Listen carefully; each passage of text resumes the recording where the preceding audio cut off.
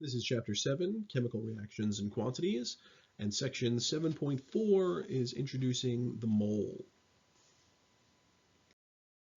The mole is one of the most important concepts in learning chemistry. It's sort of central to many of the calculations and predictions and transformations that we use involving the chemical equation.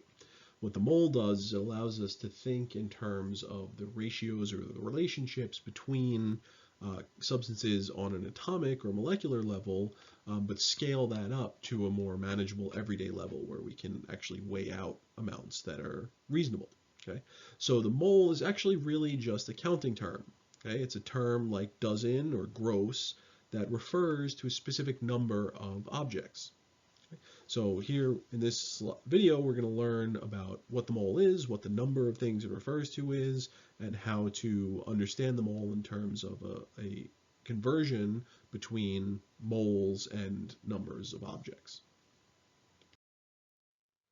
The mole is a pretty tricky concept to get a hold of at first, but the best analogy, the best thing that you can compare a mole to is the concept of a dozen, right? A counting unit.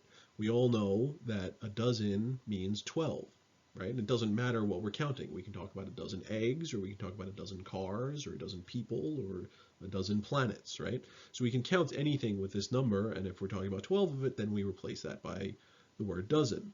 If we're talking about 24 of these things, then we could replace that by 2 dozen. If we're talking about 6 of something, we could call that a half dozen. Right?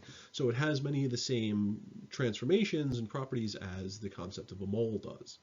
The only difference is when we're counting particles like atoms or molecules or ions, we need a much, much larger number because in a typical amount of substance, right, say in a gram of a substance, you don't have a few dozen atoms or molecules, you have a huge number. You have billions and billions and billions and billions of atoms and molecules, even in a relatively small sample by everyday standards.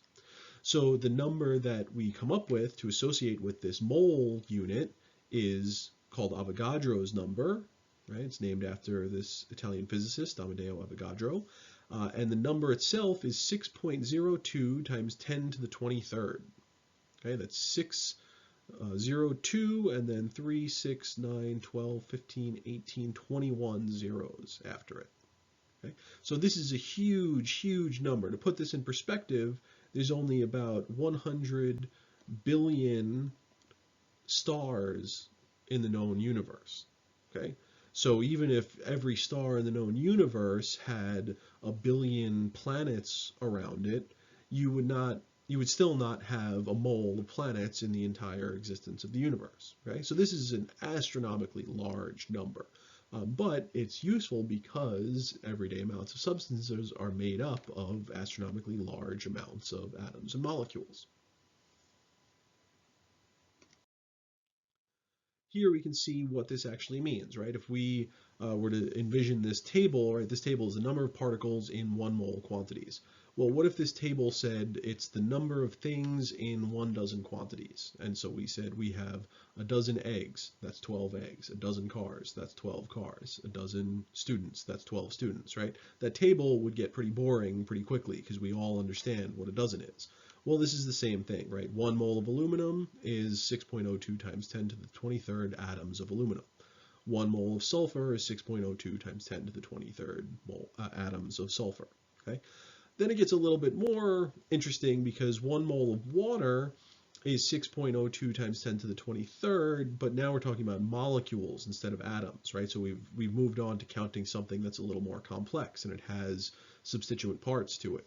So in each molecule of water, there are actually 3 different atoms within it, right? 2 hydrogen and 1 oxygen. But if we're just counting the molecules, 1 mole of water is the same Avogadro's number of molecules. Or for vitamin C, 1 mole is 6.02 times 10 to the 23rd molecules of vitamin C. For an ionic compound, 1 mole of an ionic compound is 6.02 times 10 to the 23rd formula units, right? Where most of the time we just think of formula units in basically the same framework as a molecule, but again, you should know that it's not a discrete molecular unit. It's just sort of the lowest ratio of ions within a compound. Okay? So again, this table is pretty boring. It's a lot of the same entries, but it's just to emphasize that 1 mole really means 6.02 times 10 to the 23rd things, particles, right? We use generic terms like that to indicate that we can be counting really anything that we can imagine in theory.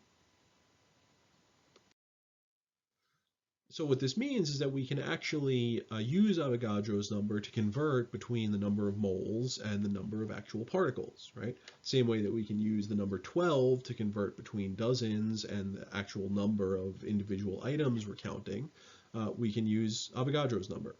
So if 1 mole equals 6.02 times 10 to the 23rd particles, then we really have 2 conversion factors, right?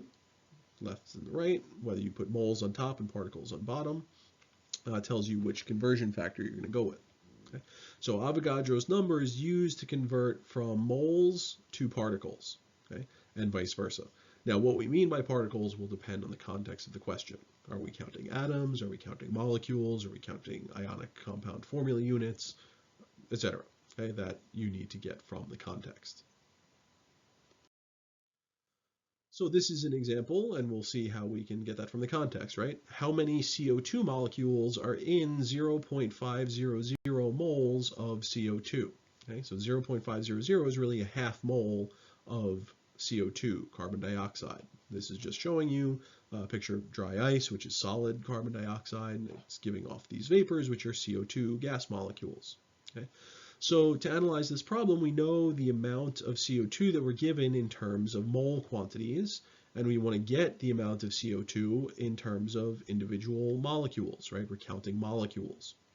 So what we need is a way to convert between moles, number of moles, and number of molecules. And we can think about the molecules as particles.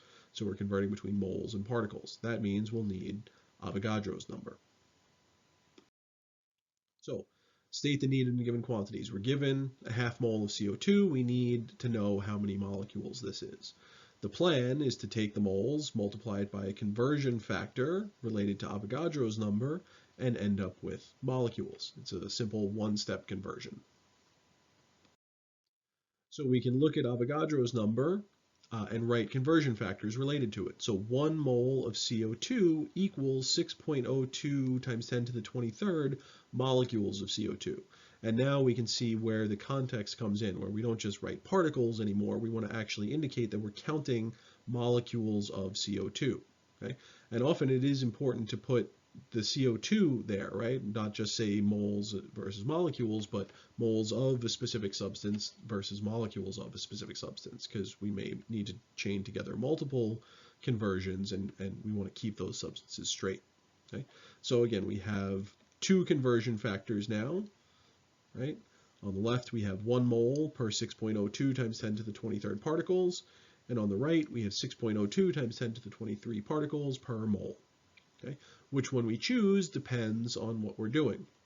So in this case, we're going from moles to molecules or particles. So what that means is we should take our number of moles and we should multiply it by a conversion factor that has moles in the bottom, right? Moles of the same substance on the bottom and molecules on top. Okay? That way we can cancel out moles of CO2 with moles of CO2 here, and we can end up with molecules of CO2. Okay? So what happens is if we have 0.5, we're taking 0.5 and multiplying it by Avogadro's number, and we end up with 3.01 times 10 to the 23rd molecules of CO2. Now, this is the formal mathematical way of doing it, and this is the way that you should think about it, again, because these conversion factors are prevalent throughout this course, and they're very, very useful. But if you think about this, this is actually a pretty easy example because it's talking about a half. So what if we had a half 0.500 dozen CO2 molecules?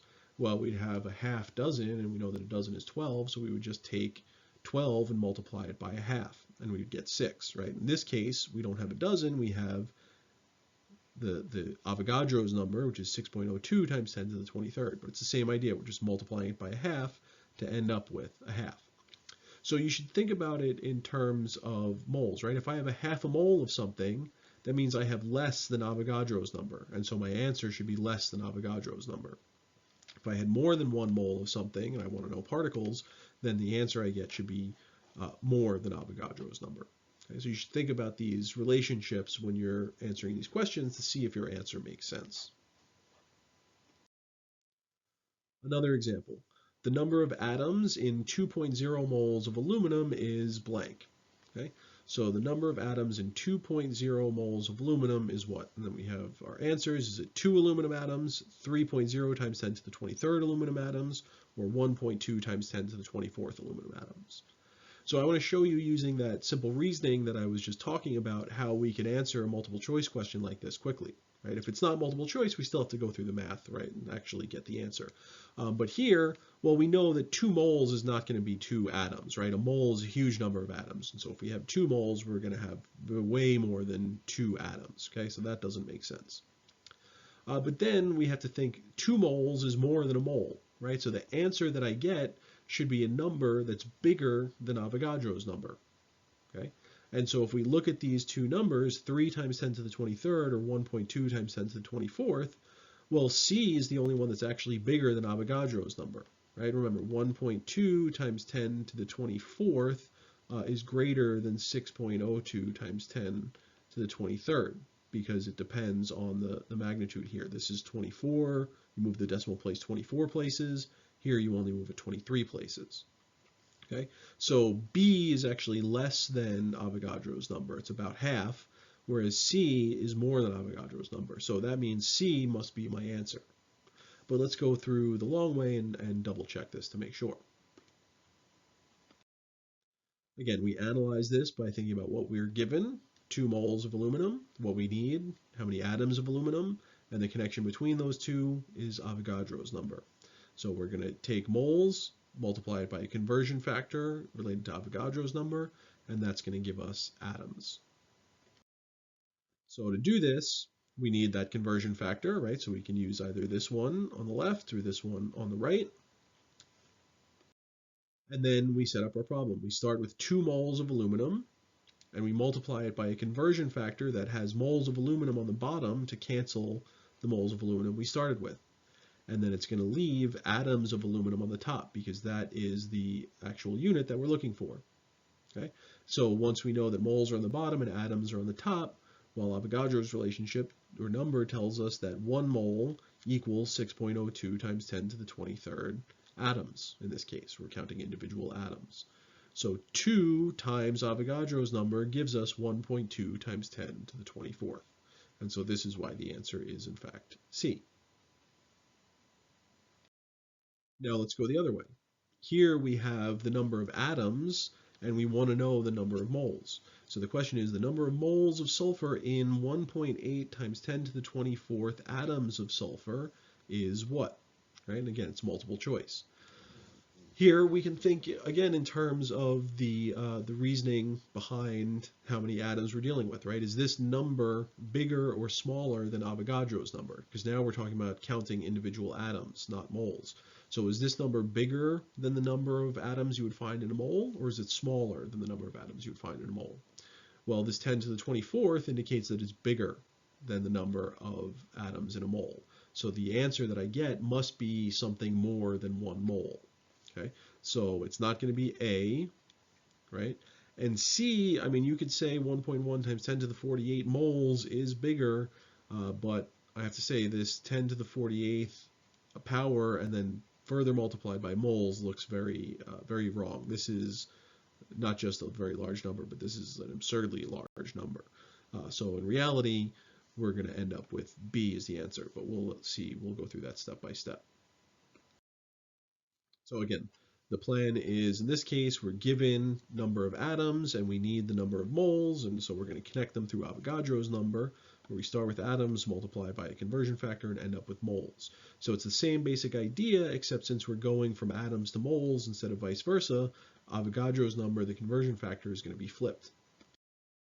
So we have Avogadro's number with these two conversion factors again, but this time we're going to be using the first conversion factor.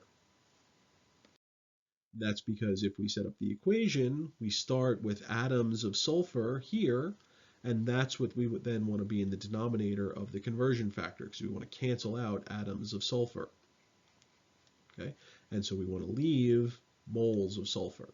So 1 mole of sulfur goes on top, and Avogadro's number of sulfur goes on the bottom. And we end up with 3 moles of sulfur atoms. So again, that's why the answer is B.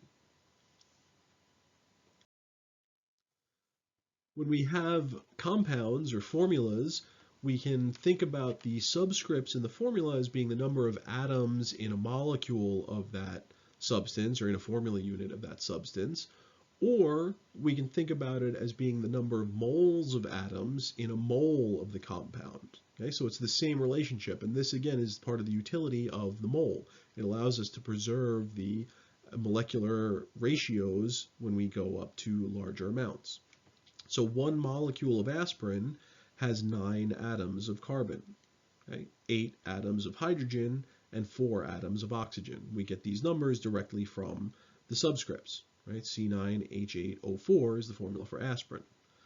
But what that also means is if we had a mole of aspirin, well, we'd have 9 moles of carbon atoms, 8 moles of hydrogen atoms, and 4 moles of oxygen atoms. So it's the exact same relationship. And we can think about the subscripts as a way to convert between the number of moles of the compound and the number of moles of the individual elements. This is what that looks like. When you have an aspirin molecule, C9H8O4, it breaks down to 9 carbons, 8 hydrogens, and 4 oxygens.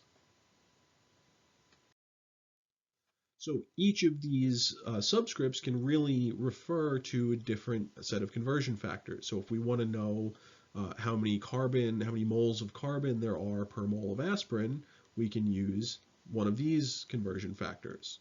Okay? If we want to know moles of hydrogen per moles of aspirin, we can use one of these conversion factors. And then for oxygen, we would use these last 2 conversion factors. Okay? So each element can be related to the total. That allows us to answer a question like this. How many atoms of oxygen are in 0.5 moles of aspirin? So this is going to be a multi-step process because we know moles of aspirin, okay? And the formula will allow us to transform that into moles of oxygen, but then it wants to know how many individual atoms of oxygen there are. So there's going to be another conversion factor. So analyzing the problem, we're given moles of a compound, and we need atoms of an individual element from that compound. So that means we're going to need the subscripts and Avogadro's number, okay? So we're going to need 2 sequential conversion steps. You start from moles of aspirin, and you use the subscript to calculate moles of oxygen, right? That's the first conversion factor. Then from moles of oxygen, you use Avogadro's number as a conversion factor to calculate atoms of oxygen. That's the second step. So let's write some conversion factors to go along with this, right? The equalities are 1 mole of aspirin equals 4 moles of oxygen. And then 1 mole of oxygen is really 6.02 times 10 to the 23rd atoms of oxygen. Okay. Now in this case, remember, we're talking about individual oxygen atoms because 1 mole of aspirin has 4 moles of individual oxygen atoms. Typically, if we were talking about oxygen and the mole of oxygen, we would be talking about O2, and so we would need to take that into account. But we're not worried about that right now. This is individual atoms. So each of these equalities, again, has 2 conversion factors. We can write these pretty simply, right? Either 4 moles of oxygen per mole of aspirin, or vice versa. 1 mole of oxygen per 6.02 times 10 to the 23rd atoms of oxygen, or vice versa. So these are we need to choose one from each of these pairs. And we do that, again, by setting up the problem and looking at what the units are, where the units are, and what needs to cancel. So we start with the amount we're given, 0.150 moles of aspirin. Okay? And the first thing we're doing is converting moles of aspirin to moles of oxygen. So we need to take this moles of aspirin unit and cancel it, meaning that has to go on the bottom for moles of aspirin. Okay? What goes on top is going to be moles of oxygen because we're trying to convert aspirin moles to oxygen moles. So you end up with moles of oxygen up here. That means in the next conversion factor, which is the second step, this moles of oxygen up top here has to be canceled out with the unit moles of oxygen in the denominator of this second conversion factor. So that means, since you're talking about Avogadro's number, 1 mole of oxygen really equals 6.02 times 10 to the 23rd atoms of oxygen. Okay? So by looking at how the units need to cancel out, we can make sure that we have everything in the right place. Right? Then once we know these units, 1 mole of the aspirin gives you 4 moles of oxygen, and 1 mole of oxygen is Avogadro's number of atoms. So 0.150 times 4 times 6.02 times 10 to the 23rd leaves us with 3.61 times 10 to the 23rd atoms of oxygen.